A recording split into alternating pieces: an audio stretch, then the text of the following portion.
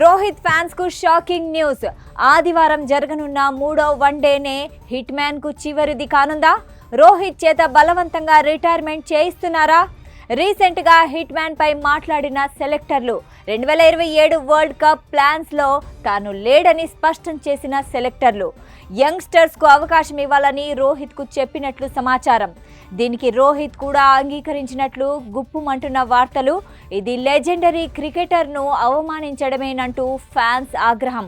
Social media వేదికగా స్పందిస్తున్న hitman fans. South Africa లాంటి బౌన్సీ పిచ్లపై రోహిత్ ఎంతో అవసరమంటూ కామెంట్లు. రోహిత్ స్వచ్ఛందంగా నిర్ణయం తీసుకుంటే ఓకే, ఫోర్సబుల్ గా రిటైర్మెంట్ సరికాదంటూ మండిపాటు. క్రికెట్ ప్రపంచంలో అత్యంత షాకింగ్ న్యూస్ ఇప్పుడు సోషల్ మీడియాలో హల్చల్ చేస్తోంది.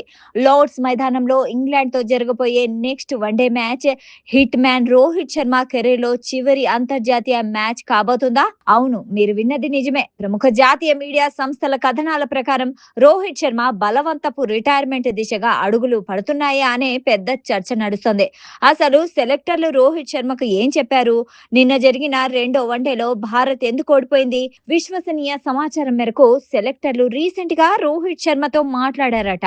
2027లో సౌత్ ఆఫ్రికాలో జరగబోయే వన్డే వరల్డ్ కప్ ప్లాన్స్ లో తాను లేడని, యంగ్స్టర్స్ కు అవకాశం ఇవ్వాలని స్పష్టం చేసినట్లు తెలుస్తోంది.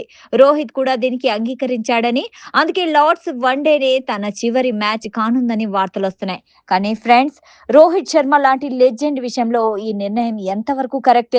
నిన్నటి మ్యాచ్ లో కూడా కెప్టెన్ శుభ్మన్ గిల్ దగ్గరికి వెళ్లి రోహిత్ ఎంతో ఓపిక్ గా సలహాలు ఇవ్వడం చూసాం. తను ఎప్పుడూ స్వార్థం లేని ఒక పక్కా టీమ్ మ్యాన్.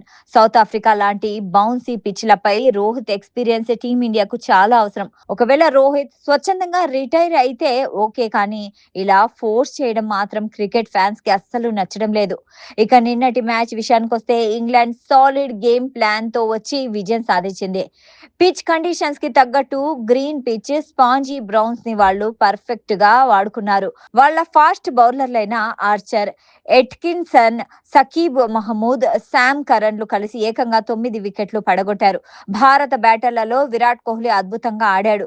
శ్రేయాస్ అయ్యర్ కూడా రాణించాడు. కానీ రోహిత్, ఇషాన్ కిషన్ లాంటి వాళ్ళు వేరియబుల్ బౌన్స్ వల్ల షాట్లు కొట్టబోయి తక్కువ స్కోర్ కి అవుట్ అయ్యారు.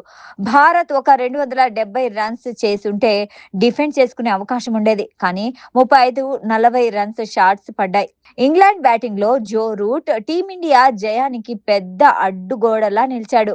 బూమ్రా లాంటి వరల్డ్ క్లాస్ బౌలర్లను కూడా ఎంతో తెలివిగా ఫేస్ చేస్తూ 99 రన్స్ తో అన్బీటెన్ గా నిలిచి ఇంగ్లాండ్ ను గెలిపించాడు. సెంచరీ గురించి ఆలోచించకుండా కేవలం టీం విక్టరీ కోసమే ఆడి రూట్ తన క్లాస్ చూపించాడు. దీంతో ఈ 3 వన్డేల సిరీస్ ఇప్పుడు 1-1తో సమమైంది.